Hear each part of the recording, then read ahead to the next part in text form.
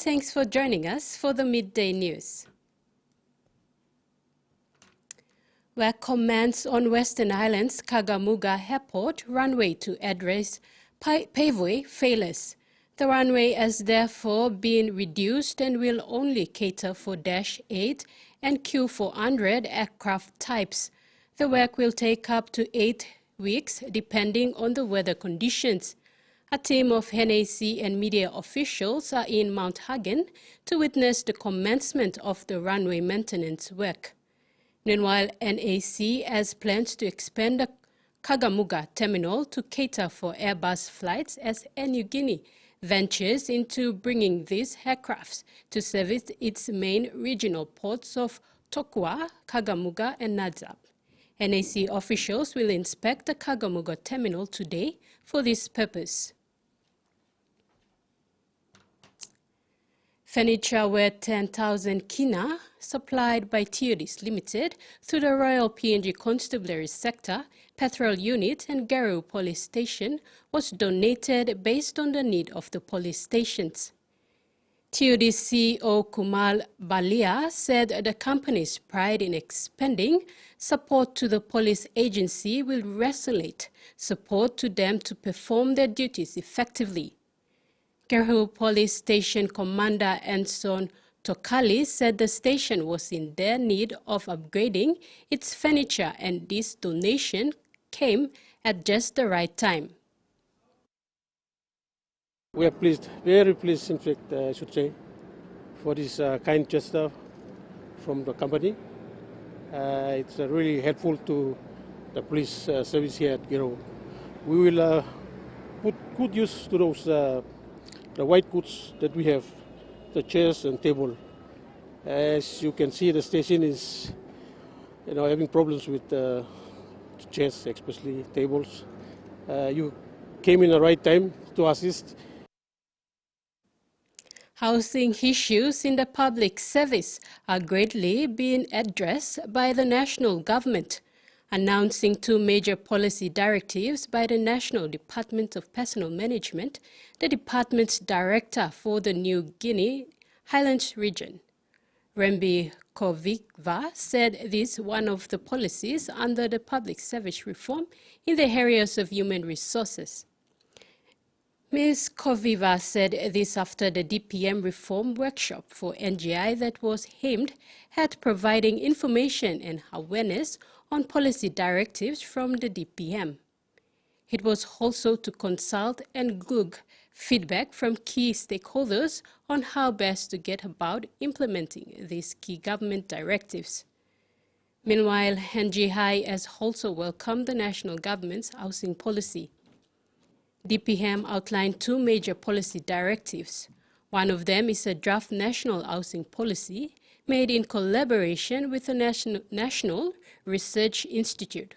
Godfrey Andre, Host Provincial Advisor for HR Management under the East New Britain Provincial Administration, said DPM has highlighted that in order for public servants to perform to expectation, they need to be provided affordable housing, among other incentives including medical insurance.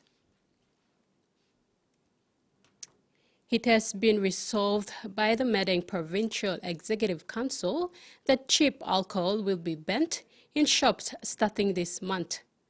This move is aimed at reviving community policing in an effort to curb law and other issues in Madang. Pariwa also said the PEC has put forward an action plan that includes establishing 10 community peace officers in all wards to take lead in community policing efforts. This program will be funded by the PEC. The governor said his government is also looking into economic investment opportunities, especially in the agriculture sector, to address youth unemployment challenges. The Provincial Assembly has unanimously resolved to ban the trading of cheap alcoholic beverages produced by especially British industry, such as rum and berry and all these other drinks, and also other Chinese or other cheap alcohol produced by other industries. For the people of Tokain too, as they celebrated the opening of their resource center in the Aguma village of Sumkar, LLG, Medeng province. Member for Sumkar, Alex Oam Sugiman, officially opened the resource center, which is named Yada Dika. Coinciding with the opening of the research center was a two-day SME mini expo hosted by local civil society organization Gilipisi Agriculture. These two events were made possible through a partnership with Gidipasi and USAID Lookout in Ground project. When officiating the event, Michael Bro, CEO, Sumkar District Development Authority, encouraged members of CSO to send proposal to the member's office for funding support for programs which need to be run in resource center. Provincial Commerce Assistant Director, Tourism Sector, O'Neill Bedi urged villagers to venture into SME and to seek the office for advice on various programs they may have or clarify on how best to grow their enterprises. Provincial Tourism Officer, please, people, me appeal you play, must feel free to come to office. No can think na yet you sit around the house, do I blue and around, come now look at me plan. How by me utilize some surrounding products blue, surrounding environment blue. Sit down blue, you go and sell a tourism walk. One time this lang, me talk thank you. So me plan also making more fundings out. Also me must talk strap. Me plan provincial office, me plan also working more fundings out. Me plus I provide him technical advice, guide him you know how low. Make use of surrounding environment blue and develop him come up, make him come up tourism product.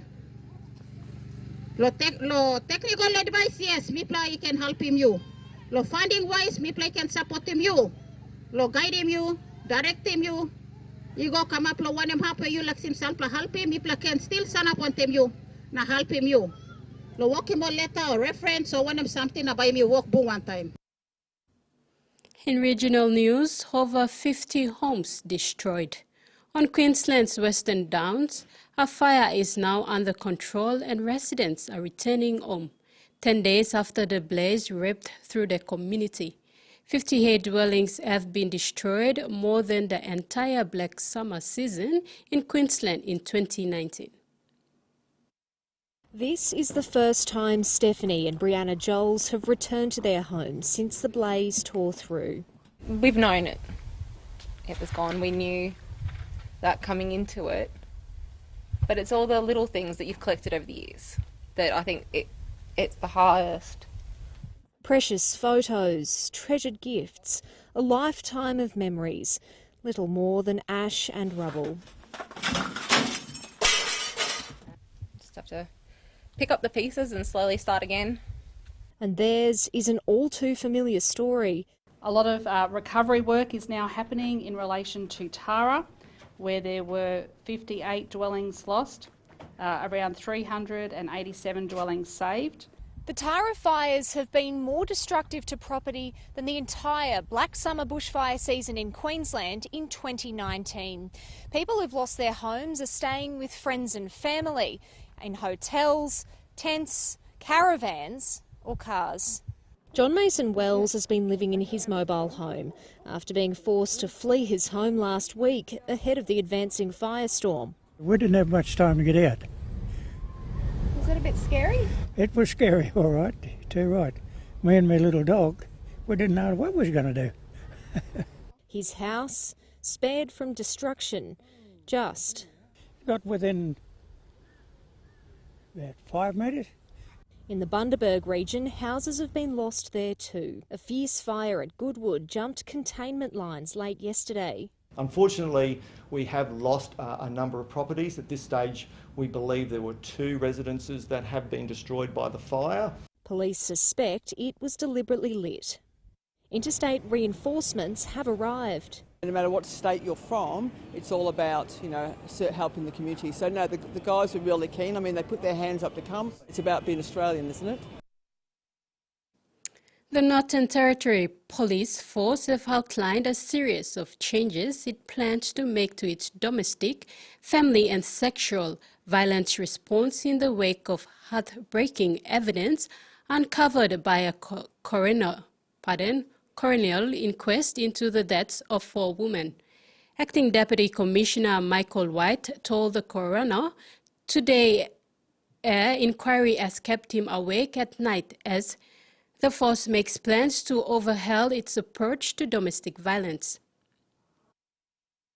Despite domestic and family violence calls making up more than half of the jobs Northern Territory Police attend, they say their training still isn't up to scratch. But a months-long inquiry, 7 years after the last of its kind, has shown inadequate training isn't the only shortfall in the force's approach to domestic and family violence. So they say major change is on the way. Everything we've done as an organisation to improve service delivery, the changes in policy, has seen significant change, but it's not changing what's occurring. In the past 10 years, police have recorded a 117% increase in domestic violence calls. They're predicting another 73% in the next decade. 10 years ago, the emergency call centre got 14,000 calls a month. Now it's 35,000. We're at an epidemic proportion, and I can't see a way out of it unless there's radical change. That radical change, the coroner heard, will begin with a complete rewrite of the general order, which dictates the police approach to domestic and family violence calls. That will be rolled out from next week. There'll also be a new screening tool for police to assess the DV risk. And in Alice Springs, a co-response between police and specialist services will be trialled from next year. But it all costs money and requires more boots on the ground. The coroner hearing today the changes are subject to change as the force modernises and new legislation is introduced. In many ways, we're building a plane while we're flying. After an emotional commitment from senior police to improve the force's response, Coroner Elizabeth Armitage, visibly emotional herself, told the court it was clear police took the issue seriously and commended its dedication to change. But the court was reminded there have been inquests and recommendations before. The hope now that these ones will be heard.